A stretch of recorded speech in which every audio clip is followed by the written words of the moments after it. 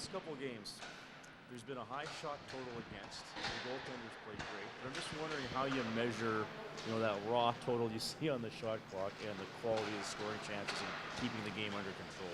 Well, it's exactly that. As the game's progressing, you kind of get a feel for how your team is playing. And obviously, we didn't start real well yesterday, but thought as the game wore on, we evened it out a little bit. And then near the end, they got a number of shots in both games, the LA game and the San Jose game. So we go back and evaluate the type of scoring chances we gave up, the quality of it, the pattern that exists. Are we giving it off the rush? Are we giving it face-offs, D-zone, rebounds, that type of stuff? And if there's a consistent pattern, we know where to go to fix things, or at least try to. If it's random, then we look at individual players. Are they reacting right to certain situations? And the last couple of games, San Jose is very much a volume shooting team, and LA is as well. And their shots for and against spread are way up there in the league. Number one or number two, I believe. So we knew that going into it. And one of the things you can't do as a player is keep looking up at the shot clock and just evaluate your game on that. You got to know what your input's like, and like I said, our start was not where we needed it to be against that San Jose team, but we did work our way back into the period. Seems that traditional three-tool power forward is maybe a little bit more rare. The hitting, the fighting, the scoring goals. And Patrick Maroon is sort of maybe one of the few that's left. You see that being rare in today's game and valuable? Well, I think where it falls off a little bit is the fighting part. Obviously, that's slowly leaving our game, and the number of bouts have come down dramatically over the years. You used to have guys like Bob Probert that would score 25 or 30 goals, be the policeman, have 300 or 400 minutes, and that was common on each team. The 300 minutes doesn't exist anymore. If you're over 100, that's probably a high total for a season.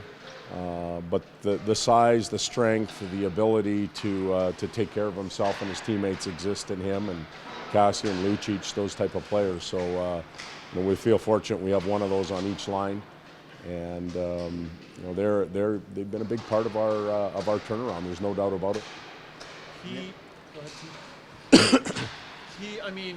In terms of those three tools, he might be up there with top 3 or 4 in the game right now. From where he came from when you got him from Anaheim to be in that kind of a position now is fairly dramatic.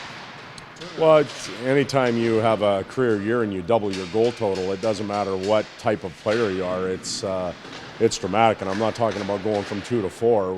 He's up in the high 20s now, and he's had a tremendous season. He's always had his size. He hasn't shrunk or grown at all.